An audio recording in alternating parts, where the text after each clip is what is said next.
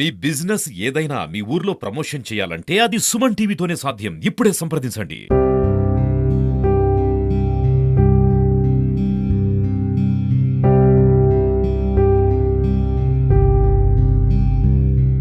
యాదాద్రి భువనగిరి జిల్లా భువనగిరి ప్రాంతంలో వరుస గొలుసు దొంగతనాలు భయానలకు గురి చేస్తున్నాయి. ప్రస్తుతం మనం చీమలకొండూరులో జరిగినటువంటి మొన్న ఈ మేడపై పడుకున్నటువంటి వారి నుండి గొలుసును చోరీ చేయడం జరిగింది. ఈ గ్రామంలో అంటే గొలుసు దొంగతనాలు అనేవి విపరీతంగా మారాయి. భువనగిరి మండలంలో ఈ గ్రామంలో మహిళలు అయితే చాలా భయానలకు గురవుతున్నారు. ప్రస్తుతం ఇక్కడ పడుకున్నటువంటి ప్రాంతంలోనే ఈ చోరీ సంఘటన అయితే జరిగింది. ఎందుకంటే గొలుసు దొంగతనాలు నిన్న మొన్నటి వరకు అయితే పట్టణాల్లో జరుగుతుండేవి. కానీ ఈ గ్రామంలో ఈ గొలుసు దొంగతనాలు జరగడం అనేది ఇదే మొట్టమొదటిసారి. ప్రధానంగా అంటే 6 సంఘటనలు భువనగిరి మండలము, బస్వాపూరు, హనుమాపూరు, చీమలకొండూరు, మోతూరు, అలాగే నాగిరెడ్డిపల్లి అంటే వివిధ గ్రామాల్లో ఈ సంఘటనలు అయితే జరిగాయి. అంటే ఎలాంటి సంస్కృతి తయారైందంటే గ్రామాలకు వచ్చి కూడా మహిళల మెడలో నుంచి గొలుసులు తీసేటువంటి పరిస్థితి వచ్చింది. అంటే నిజంగా దొంగలు ఎలా మారనేది మనం అర్థం చేసుకోవచ్చు. నిజంగా వారు గ్రామంలో కష్టించి పని చేసుకొని వారు వచ్చి ఈ మేడ పైన ఎండాకాలం కాబట్టి నిద్రపోతున్నటువంటి సమయంలో ఈ సంఘటన జరగడం చాలా బాధాకరమైన. ఎందుకంటే వారు కష్టించి వ్యవసాయం చేసుకొని వస్తుంటారు. సేదా తీరదాం పడుకుందాం పైన అని చెప్పి ఎండాకాలం కాబట్టి పైన పడుకున్నటువంటి పరిస్థితిలో ఆ మహిళ మెడలో నుంచి 3.5 తులాల బంగారాన్ని చోరీ చేయడం జరిగింది. అంటే ఎంత బాధ ఉంటది. ఒక మహిళ కష్టపడి ఒక వ్యవసాయ కుటుంబం చెందినటువంటి మా కుటుంబంలో ఒక మహిళ గొలుసును చోరీ చేయడం అనేది చాలా బాధాకరము. నిజంగా వాళ్ళు ఇక్కడ ఉన్నారు, బాధితులు కూడా వారిని అడిగి అసలు ఈ సంఘటన ఎలా జరిగింది అనేది కూడా తెలుసుకుందాము. ఇదే ప్రాంతంలో నిన్న జరిగినటువంటి ప్రాంతం అయితే ఇదే ప్రాంతంలో చోరీ జరిగింది. నైట్ 12:30 తర్వాత అతను పైకి వచ్చి ఈ పైన పడుకున్నటువంటి మహిళా మెడలో నుంచి గొలుసును తెంపి ఆ మహిళను కూడా గాయపరచడం జరిగింది. మనం చూస్తున్నాం విజువల్స్ లో మహిళను కూడా గాయపడినటువంటి విజువల్స్. పాపం చాలా ఇంకా కూడా ఆ మహిళకు నొప్పి అనేది ఉందట. చాలా బాధతో ఉంది. చాలా బాధతో ఆమె ఆవేదన వ్యక్తం చేస్తుంది. ఎక్కడో మారుమూల గ్రామము మా పైన బిల్డింగ్ మీద ఈ చోరీ జరగడం అయితే ఆమె జీర్ణించుకోలేకపోతుంది. కష్టించి పని చేసినటువంటి సొమ్ముతో కొనుక్కున్నటువంటి బంగారము కాబట్టి ఒకసారి ఆమెను అడిగే ప్రయత్నం. అసలు ఏం జరిగిందమ్మా? 11-10 గంటల దాకా కిందనే వండుకున్నాం. ఇంకా మా పెద్ద అబ్బాయి ఉండి కింద వండుకోవద్దు, చెట్ల పై నుంచి ఏమైనా పడతాయి అది అంటే చాలా ఉబ్బరిస్తుంది కదా అని పైన వండుకుందా అని అన్నారు. అంటే మా వాళ్ళకి అందరూ వచ్చిర్రు, ఇట్లా వండుకుర్రు. ఆదివారం దాకా 1 గంట దాకా ఫోన్లు చూసుకుంటా మాట్లాడుకుంటా ఉన్నాం మేము. తర్వాత నిద్ర పట్టింది. ఇక నాకు ఈ కుత్క మండుతుంటే అమ్మ అని ఇట్లా లేచి ఇట్లా కుత్క పట్టుకోగానే ఇట్లా చూసుకున్నా. ఇట్లా జాగిట్లకి వెళ్ళి ఇట్లా చూసుకుంటుంటే లేకుంటే నేను ఏడుస్తున్నా లేచి. ఇప్పుడు వాళ్ళు తీసుకుంటున్నప్పుడు ఏమన్నా సౌండ్ అలాంటి వచ్చిందమ్మా? ఏం రాలే, అసంటి సౌండ్ ఏం రాలే. నేను జాకెట్లా ఇది వెళ్ళకుంటే ఇట్లా ఉక్కులు పెట్టుకున్నా. ఇట్లా జాకెట్లా ఇట్లా వీగినా గానీ వెళ్ళలే. అయితే ఇట్లా జాకెట్ కూడా సగం జినిగింది ఇక్కడ. అంటే బలంగా లాక్కొని వెళ్ళిపోయారమ్మా? చాలా ఎంతమంది రావచ్చు తెలియదు. నేను అసలు నీడ కూడా చూడలే పండుకొని అప్పటికి నాకు నిద్ర పట్టేసింది. 1 గంట పండుకున్నా, నిద్ర పట్టేసింది. ఇట్లా ఎంత ఇక్కడ మండుతుంది. ఒక మంగళసూత్రం ఒకటేనా ఇంకేమన్నా తీసుకెళ్లారు? మొత్తం ఎన్నిందమ్మా? ఇది 3 తులాల తాడు, 2 పుస్తలు అంతే. ఈ ఇదే తీసుకుపోయి తాడు. అంటే మీరు తీసుకొని వెళ్ళేటప్పుడు కూడా ఏం సౌండ్ అలాంటిది ఏం రాలేదు.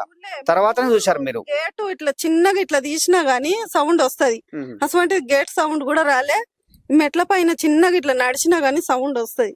అసలు ఆ సౌండ్. ఎంతమంది పడుకురమ్మా ఈ బిల్డింగ్ మీద? 5గురు పండుకున్నారు. మీ ఇప్పుడు ఇతను నీకు కూడా ఏం సౌండ్ ఏమి వినిపించలేదా? అసలు ఇట్లా జరిగిపోయలేదు సార్.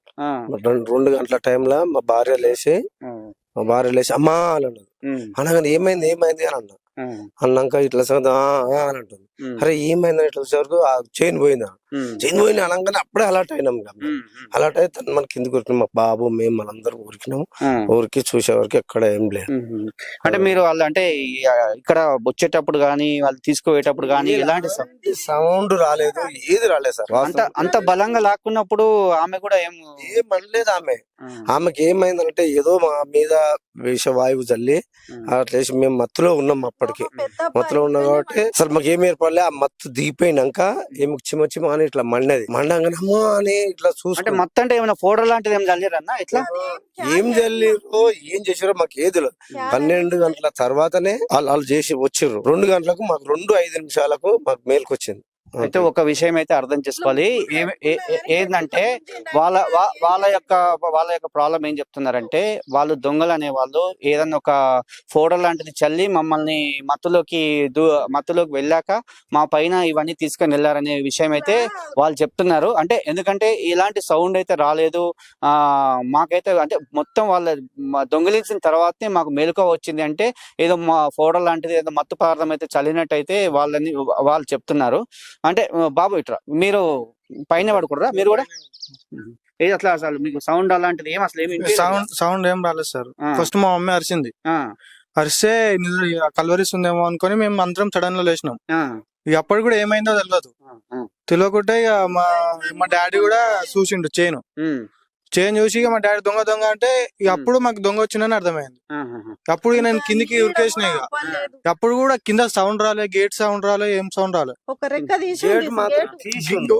గేటు కొంచెం తెరిచింది సార్. సడన్ గా ఉరికితే అంత తెరవరు, మెల్ల నడుచుకుంటూ పోయినట్టు. అంటే వాళ్ళు నడుచుకుంటూ వచ్చిరంటావా, బండి మీద ఏమన్నా వెహికల్ తీసుకొని వచ్చారా? నిమ్మలంగా పోయిర్రు. అక్కడ ఏముందో తెలియదు, వెహికల్ గిన ఏముందో మాకు తెలియదు గాని మాకు అంత మత్తులో ఉండిపోయినాం కదా, ఇక నిమ్మలంగా వెళ్ళిపోయిర్రు. వాళ్ళు ఇక దెబ్బ పరిగెత్తలే, మంచిగానే వెళ్ళిపోయిర్రు. ఆయన పోయినాక చాలా సేపటికి చూసుకున్నాం మేము. చూసుకునేసరికి మా పెద్ద అబ్బాయి అందరు చూసి ఇక అప్పుడు తాడు పోయింది కదా, దొంగలే పడ్డారు అన్నట్టుగా ఇక ఉరికి అరిస్తే అందరు చుట్టుపక్కల వాళ్ళు అందరు వచ్చిర్రు. వచ్చి ఇక అక్కడిక్కడ పోలీసు వాళ్ళు వచ్చిర్రు. వచ్చి అక్కడ దేవులాడ చెయ్యాలి అంటే నైట్ మొత్తం తెల్లారదాకా దేవులాడిరు. ఈ గ్రామంలో సీసీ కెమెరాలు ఉన్నాయన్న? ఉన్నాయి కానీ పనిచేస్తలేదు. సీసీ కెమెరాలు పనిచేస్తలేవా? ఒకసారి మాట్లాడమ్మా, ఏమి అసలు ఏం చేద్దామంటారు? ఇటువంటి పరిస్థితి గ్రామాలకు కూడా వచ్చారు కదా, వచ్చి ఇట్లా మేడ పైన పడుకున్న దొంగతనం చేస్తారు. ఎట్లా అసలు ఏం? పొద్దున్న దాకా పనికి పోతాం సార్ మేము. పొద్దున్న దాకా పని కోయొచ్చి ఎండ కోయొచ్చి ఇన్ని నీళ్లు తాగుతాం. పొద్దున్న దాకా పని చేసిన వాళ్ళం పారం వస్తుంది, వస్తాం పండుకుంటాం. పండుకోగానే ఇట్లా చేసేందుకు వాళ్ళకు మంచిది అవుతుందా? లేకుంటే జనాల కన్నా వాళ్ళను ఏదన్నా చికిత్స చేపియాలి, చేపించి మీరు పట్టించుకోవాలి. జనాలకు కూడా వాళ్ళను చంపేయాలి, లేకుంటే ఏదైనా చేయాలి. మా పానాలే తిందరు వచ్చినప్పుడు. ఇప్పుడు మా పానాలే తిందరు, మా పానాలు తింటే వాళ్ళ అంజ కొడుకులు ఏమన్నా ఇస్తారా? మాకేమన్నా ఇస్తారా? వాళ్ళు ఏమి ఇయ్యరు కదా. బంగారం ఎత్తుకోపోయారు కానీ ఇంకా ప్రాణాలు అయితే లేదు. ఎందుకంటే ఏమైనా జరిగితే మాత్రం ఇంకా బాధాకరం ఉంటుండే. ఏమైనా బంగారం జరిగిన తీసుకొని పోతున్నారు, తీసుకొని పోతారు. మరి చంపేసిపోతే మాకు ఎట్లయితే మేము ఆగమైపోతాం కదా సార్.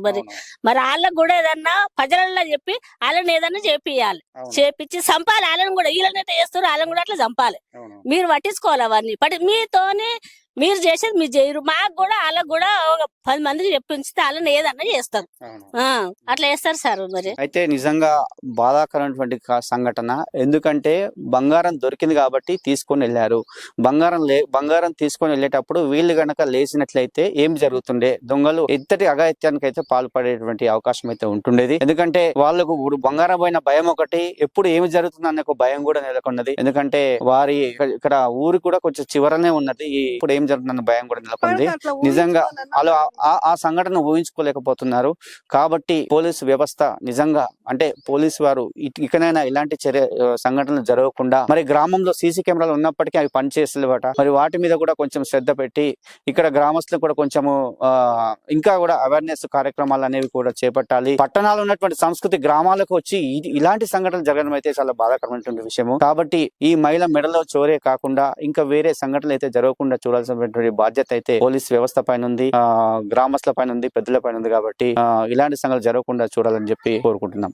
ఇది ఇక్కడ ఉన్నటువంటి పరిస్థితి. చీమలకొండ గ్రామంలో మొన్న ఆదివారం ఎస్సీ కాలనీలో పల్లర్ల బాలస్వామి వారి ఇంట్లో చైన్ స్కానింగ్ జరిగింది. ఇది ముందుగానే మన చీమలకొండలో ఒక 12-15 సీసీ కెమెరాలు ఉన్నాయి. ఆ సీసీ కెమెరాలు మెయింటెనెన్స్ చేసినట్టు అయి ఉంటే దొంగలు రాకపోయి ఉంటుండే, అలా వీళ్లకు అన్యాయం జరగపోతుండే. ఆ సీసీ కెమెరాలు లేకపోవడం వల్లనే దొంగలు అనేది ముందే రెక్కిగా నిర్వహించి ఎలాంటి భద్రత లేదు ఇడ అని చెప్పేసి వాళ్ళు దొంగతనం చేయడం జరిగింది.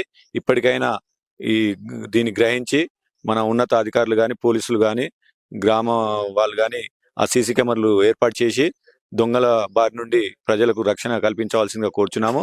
అదేవిధంగా దొంగతనాలు జరిగినప్పటి నుండి అయినా యువత ప్రతిరోజు 2-3 గంటల వరకు గస్తీ తిరగడం జరుగుతుంది. ఈ రోజుల్లో కామన్ గా జరిగిపోయింది. చుట్టుముట్టు ప్రజలు కూడా నివసించడానికి చాలా భయపడిన పరిస్థితి ఏర్పడింది.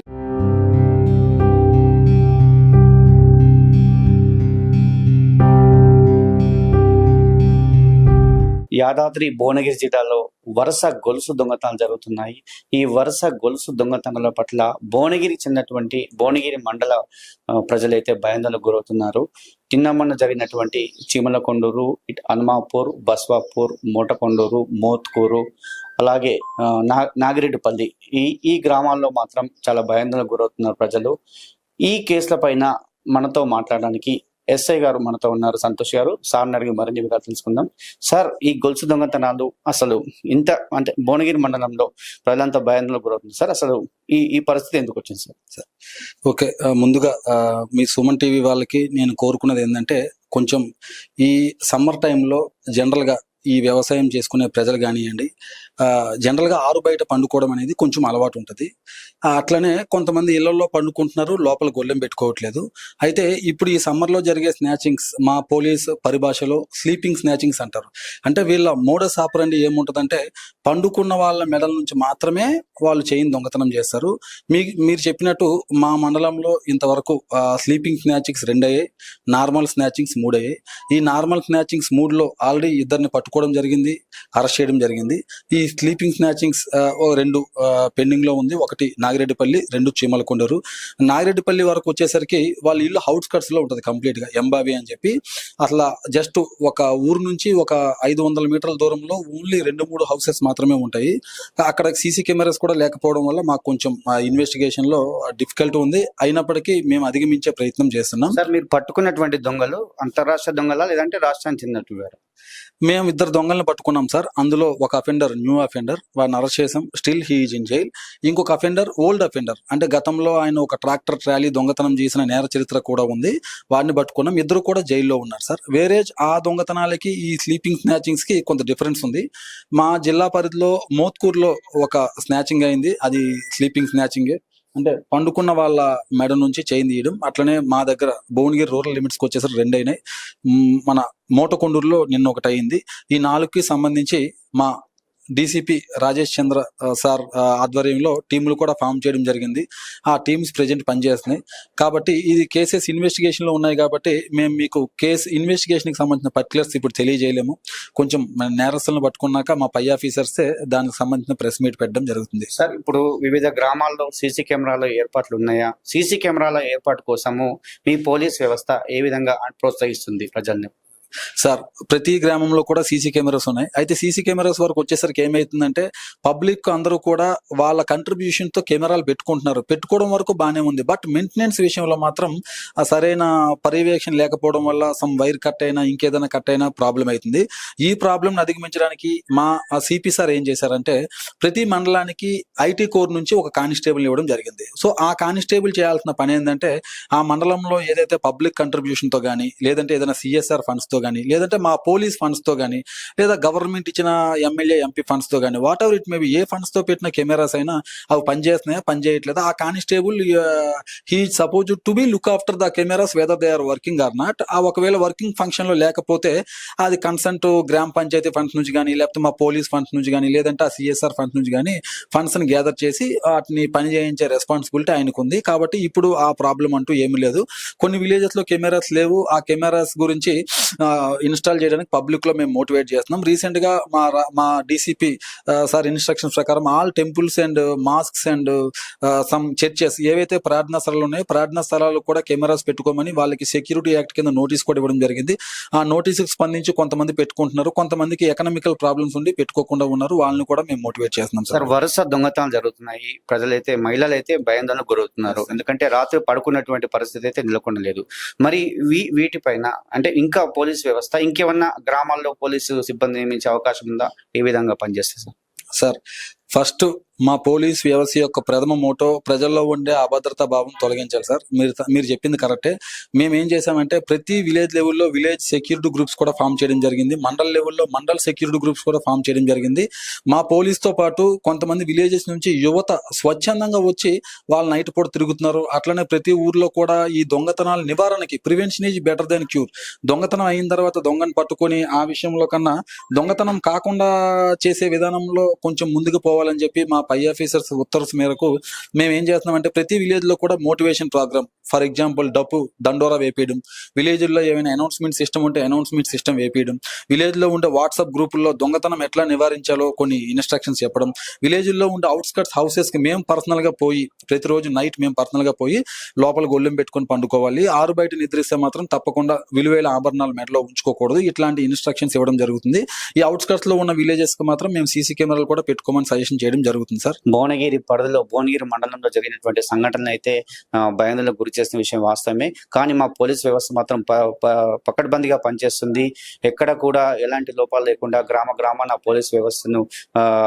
పోలీసులు సిబ్బందిని పంపించి కఠినమైనటువంటి చర్యలు అయితే చేపడతామని చెప్పి పోలీసు మన ఎస్ఐ గారు సంతోష్ గారు చెప్తున్నారు. ఇది ఇక్కడ ఉన్నటువంటి పరిస్థితి.